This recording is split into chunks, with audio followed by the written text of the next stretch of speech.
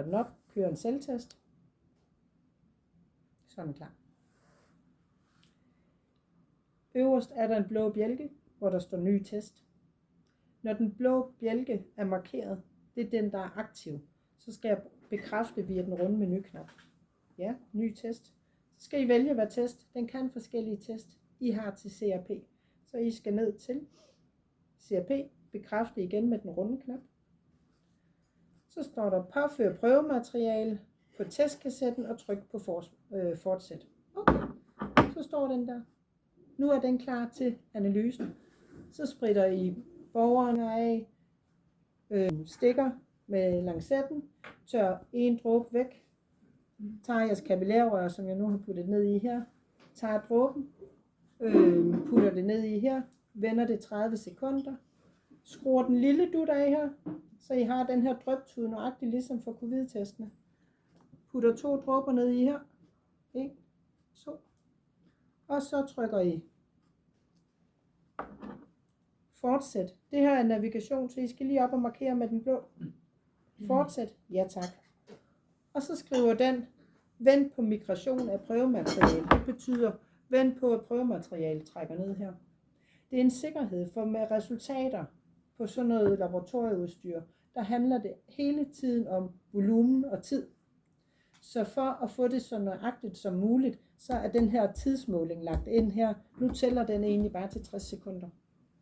Tidligere teknologi, der skulle I stå og kigge på jeres ur, og nogen stod og talte 1 kasse øl, 2 kasse øl. Nu bliver det her, og så er I også tidsuafhængige. Så når den siger klar, så stikker man den i. Den kan kun vende på en måde. I kan se, der ligesom er sådan nogle hakker. Det passer, at QR-koden skal vende ind mod maskinen. Og når den er sat i, så måler den. Så kommer der et resultat. Det lagres også. Det lagres ikke på patient-ID, men det lagres, så I vil kunne gå ind og genfinde det. Når I skal have testkassetten i, så har I 60 sekunder til det. Det er igen det her med, hvis der lige sker et eller andet akut. Men nu biber den stille og roligt, siger indsætte kassetten. QR-koden ind mod maskinen. Sådan der. Vent venligst, og så analyser den. Yes. Jeg forventer, at den siger 0. Nej, den siger den faktisk en udløb. Det er fordi, det er nogle demoer. Så der er også noget med noget kvalitetssikring. Det skal jeg nok gå ind og ændre, så vi kan køre en prøve. Når I skal have den ud, så skal I trække den.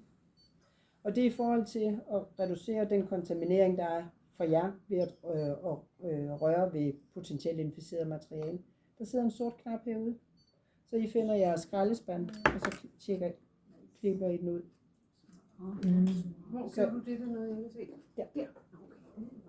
Og endelig gør det til vane at bruge den fra starten, for begynder I først at rive i den, så kan teknologien altså gå i stykker indvendigt. Men det er for, at I ikke skal røre ved noget.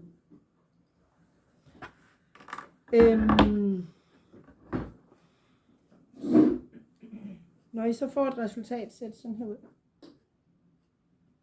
Hvor der står dato og klokkeslæt og resultatet. Og så efter kort tid, så kommer I tilbage her. Nu vil I gerne se, hvad var resultatet på hende, jeg var ude ved i mandags.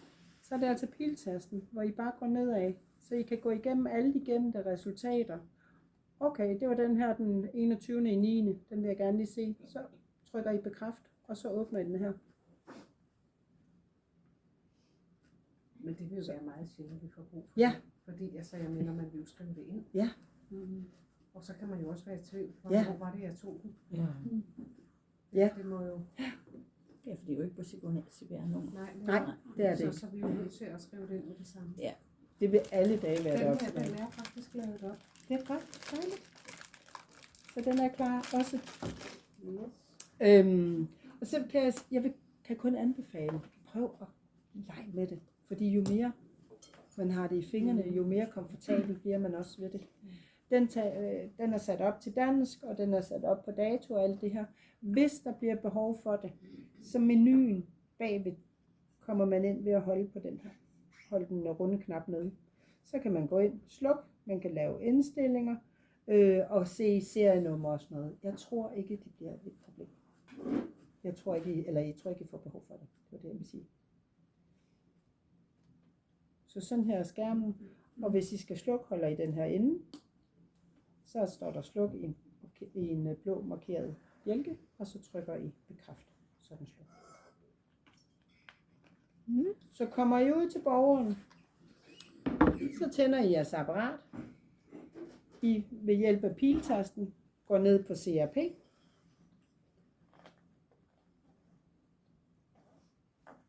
Ny test, ja tak.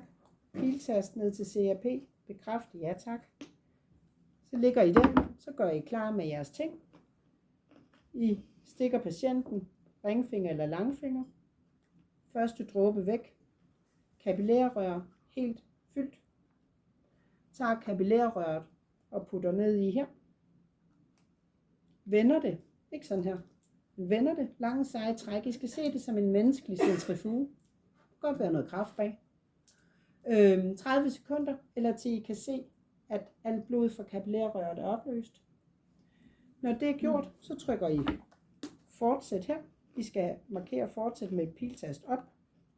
Ja tak. 2 dråber på testkassetten. Når den siger bip, så sætter I den i. Så cirka 2 minutter, så får I et resultat, og så kan I klikke testkassetten ud ved hjælp af den her sorte eject-knap. Hvor længe må der gå fra, at vi har gjort testkassetten klar, til vi skal putte den i maskinen? 10 minutter. Okay. Så selvom vi ikke har fået tændt maskinen, så kunne vi godt have. Ja. Så er det ikke sådan, at vi skal smide den væk. Nej. Nej. Rigtig godt spørgsmål. Der er også nogen, der siger, hvad så hvis vi har puttet den her i? Der er ikke nogen officielle anbefalinger på, hvor lang tid det kan holde, så vi anbefaler jo, at det bliver brugt med det samme. Jeg kan dog sige, det gør ikke noget, hvis der går 10 minutter, ligesom med testkassetten. Okay. Det er mere det her med, når man først har påført